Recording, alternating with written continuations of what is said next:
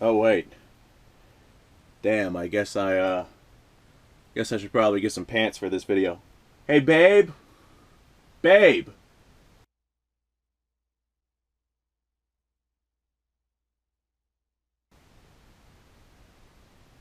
You should do me a favor and toss me my pants. Babe.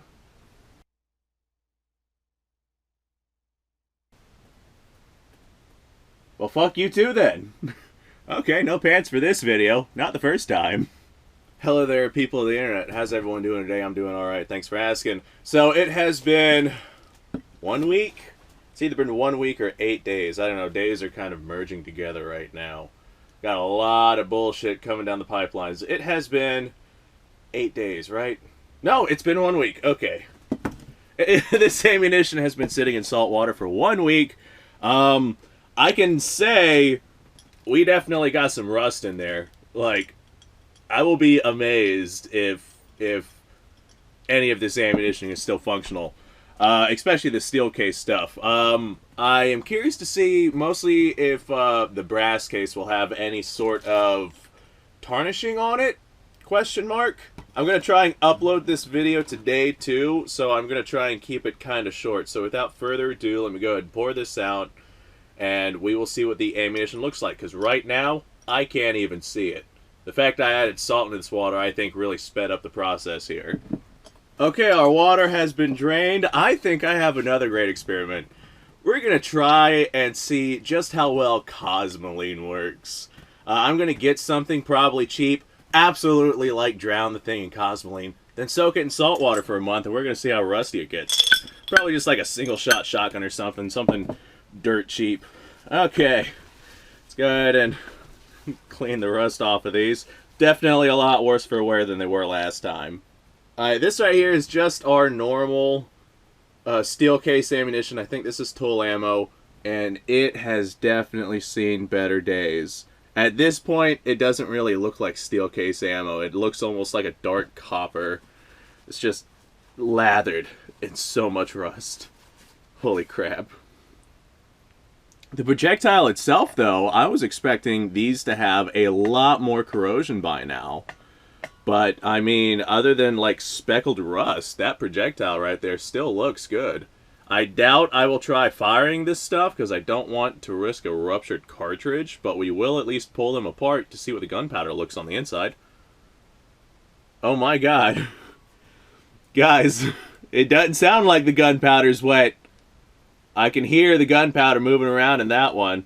Okay, that's fascinating. The primer pocket on the back of this one too, although it's no longer shiny, doesn't look bad. So that's a thing. Now we got, this is the lacquered one. And it also seems to have quite a bit of heavy rust on it. But I'm not sure if that is just rust from the regular steel case one, or what the situation is there. This ammunition is a hell of a lot more durable than I was giving it credit for in all the years prior. Whenever I say, well, whenever people say you got to store your ammunition in the right environment, I've been storing mine in salt water for like, what, this is week 2 now, and they are barely deteriorated. Alright, this one, I am not hearing the gunpowder slosh back and forth. So that tells me the gunpowder's probably wet. And to be honest, this one is a lot colder than this one. This one might have, like, legitimate water in it. So, same story. Bunch of rust all over it. Projectile, not nearly as shiny as it used to be. It's interesting that there's this little ring around the, I guess you'd call that the neck of the cartridge and the projectile. That is where they seal the thing off. They just use, like, a clear sealant for these things, but sometimes they're like purple, sometimes they're red. All depends on the brand that you get. In this particular case, it's clear, and you can see it whenever the projectile gets corroded. Okay, up next, this is the one I have, like, all of my hope in. This is the brass case projectile. Supposedly the creme de la creme whenever it comes to 7.62x39 ammunition.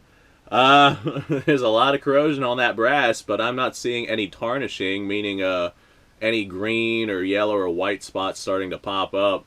It's only been 2 weeks. We're only halfway done, so who knows what we're going to find. But it is interesting to see that the projectile and neck of the cartridge, the sealant that they use on there, they didn't do a very good job at getting it evenly on there, which makes sense. It's just like military ammunition that's been mass produced. Not really expecting them to, do a very good job with it. And I think this is 1960s-ish production, so again, not surprised.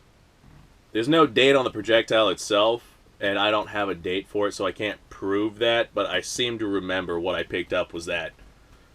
And inside this, once again, I hear gunpowder sloshing around, so I don't think that we are going to have any issues with that one. Take a look at our steel case projectile here. Same story. You can see the sealant on the neck of the case right there. And the projectile. Of course, on this one, as you roll more this way, it looks like they didn't cover the thing properly. And if you look all over the projectile itself, you see how it's kind of sparkly in some spots and not in others.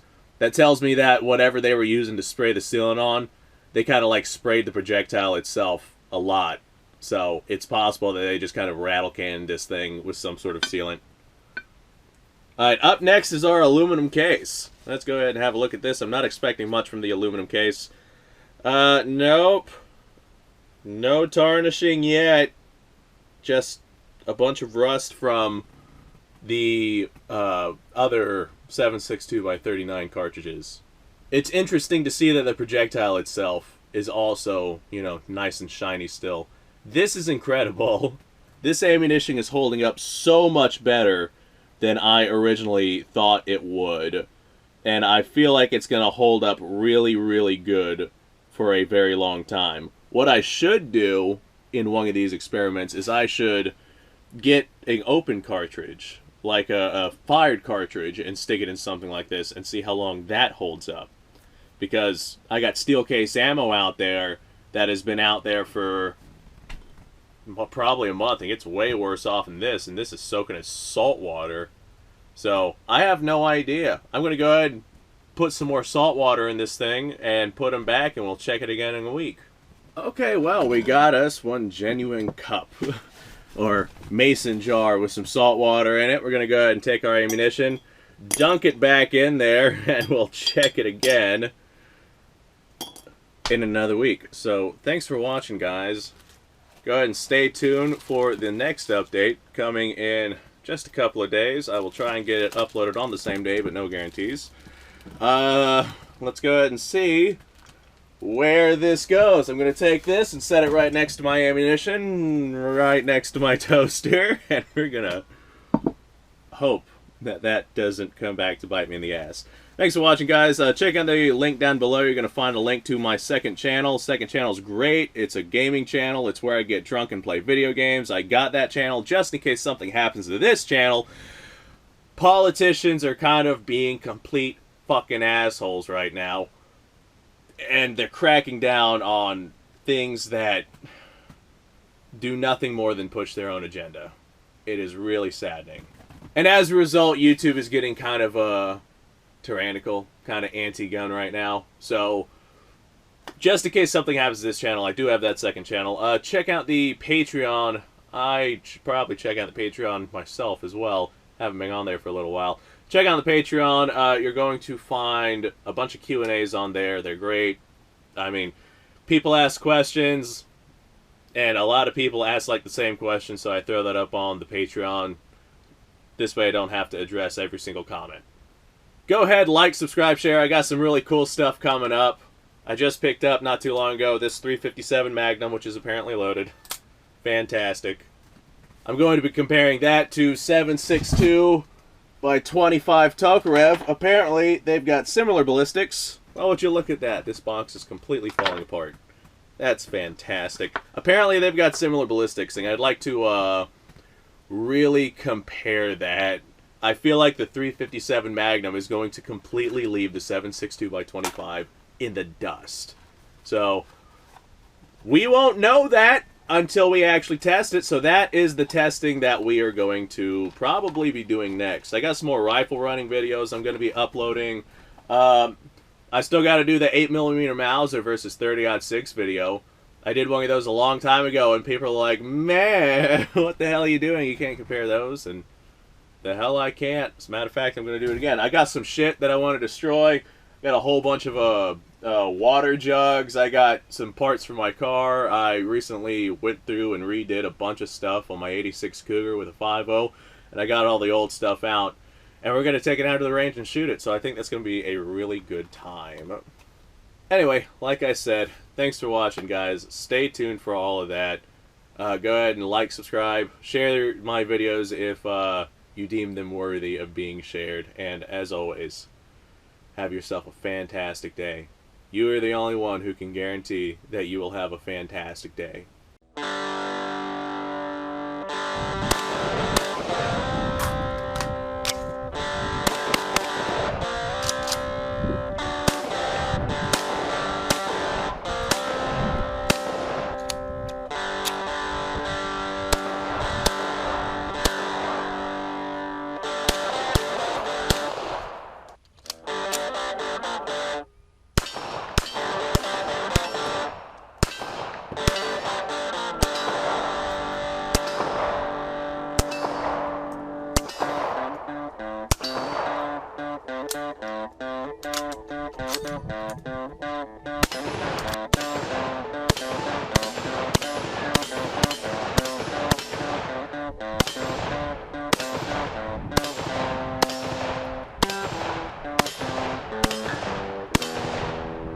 Been a little while since I've done this.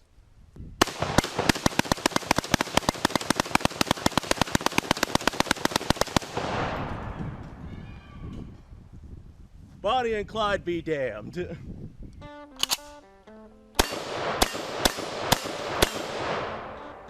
Poor man's Garen.